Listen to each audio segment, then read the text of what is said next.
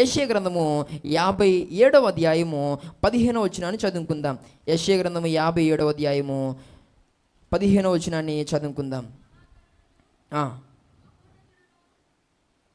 మహాగణుడును మహోన్నతుడును పరిశుద్ధుడును నిత్య నివాసి అయిన వాడు ఇలాగూ సెలవిచ్చుచున్నాడు, నేను మహోన్నతమైన పరిశుద్ధ స్థలముల్లో నివసించువాడను, అయినను వినయము గలవారి ప్రాణమును ఉజ్జీవింప చేయుటకును, నలిగిన వారి ప్రాణమును ఉజ్జీవింప చేయుటకును, వినయము గలవారి యొద్దను దీన మనస్సు గలవారి యొద్దను నివసించుచున్నాను.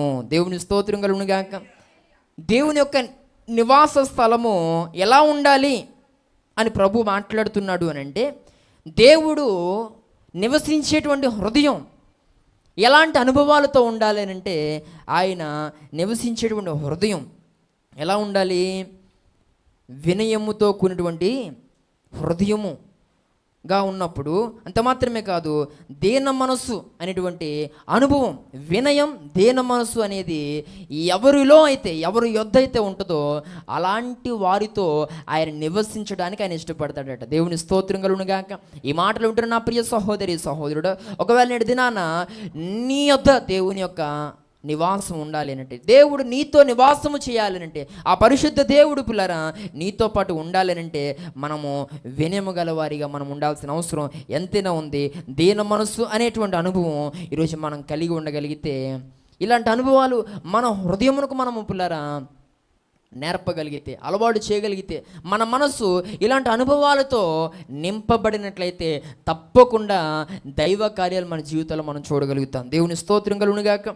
ఈ మాటలుంటున్న ప్రియ సహోదరి సహోదరుడా, పేరుకైతే మనము రక్షించబడ్డాం, పేరుకైతే మనం పిల్లల బాప్తిస్మము తీసుకున్నాం, కానీ ఇంకా వినయము కలిగినటువంటి మనస్సు మనకు లేదు. ఇంకను దేన మనస్సు మనలో లేకపోవడం చాలా బాధాకరమైనటువంటి పరిస్థితి. ఈ మాటలుంటున్న ప్రియ సహోదరి సహోదరుడా, పేరుకు బాప్తిస్మం పొందితే సరిపోదు.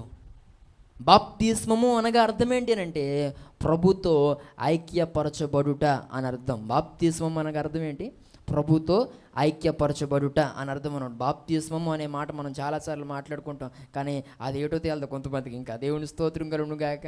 ఆ నీటిలో మునిగి లేగడమే అనే విషయం ఒకటే అర్థమైంది నీకు, కానీ అది తీసుకున్న తర్వాత నువ్వు ఎలాగూ ప్రభుతో జీవించాలనేది నీకు ఇప్పటికీ అర్థం కాలే. అందుకే నీ హృదయం పలు విధాలుగా పోతూ దేవునికి దూరం అయిపోతా ఉన్నావు. ఈ మాటలుంటున్న నా ప్రియ సహోదరి సహోదరుడా, నువ్వు బాప్తిస్మము తీసుకున్నావు అని అంటే నువ్వు ప్రభుతో ఐక్యపరచబడ్డావు.